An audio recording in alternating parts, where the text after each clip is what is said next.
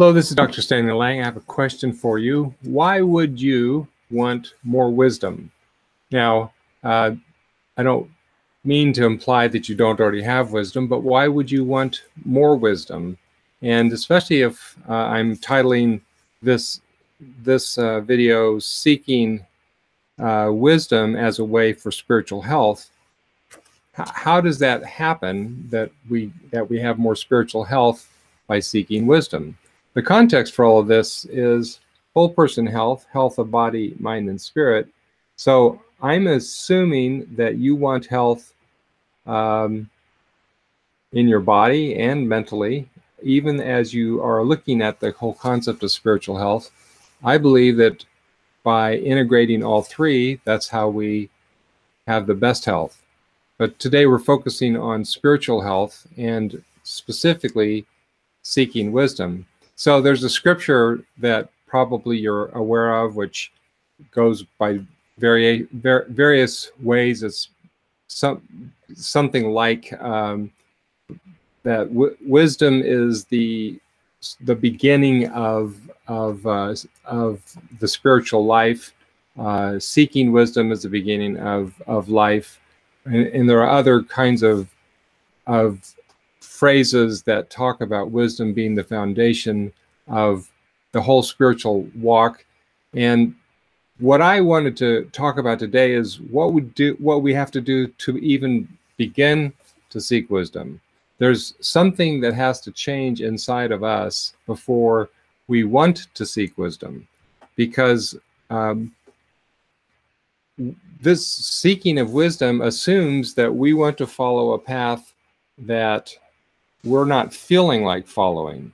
See, most of us are feeling like doing what we want to do, and we generally are able to go through life nowadays doing what we want to do and feeling good about ourselves, because the general philosophy of our society is that it's okay to do whatever you want to do, and you should be able to feel good about yourself when you do whatever you want to do. And obviously, as a Christian, we know that that's not true, but we're influenced by that kind of thinking. It's all around us. And the idea of seeking wisdom means that I'm seeking some sort of other thinking besides the way I'm thinking.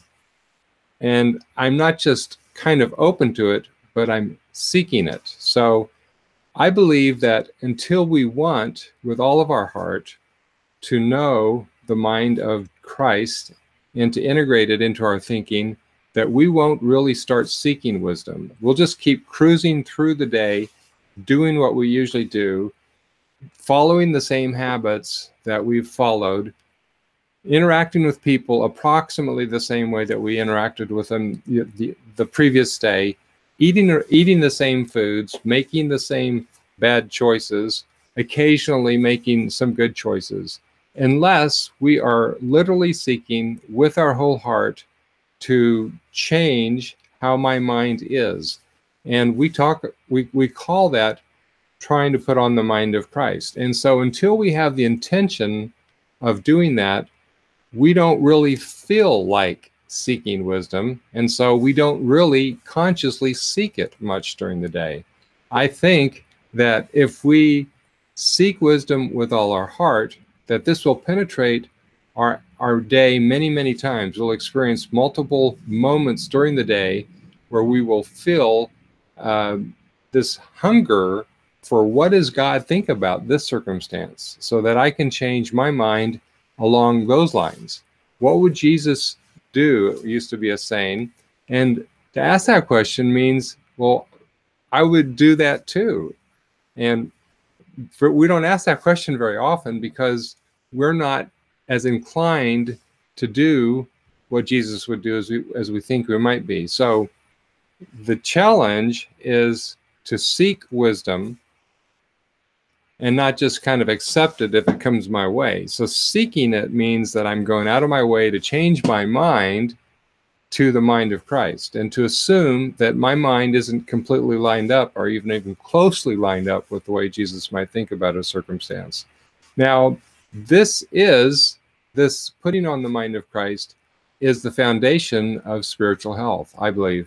And spiritual health is the foundation of all health, health of body, mind, and spirit. So trying to think like Jesus thinks in everything I do during the day is going to radically change how my day goes. I wish you well. God bless, and have a great day.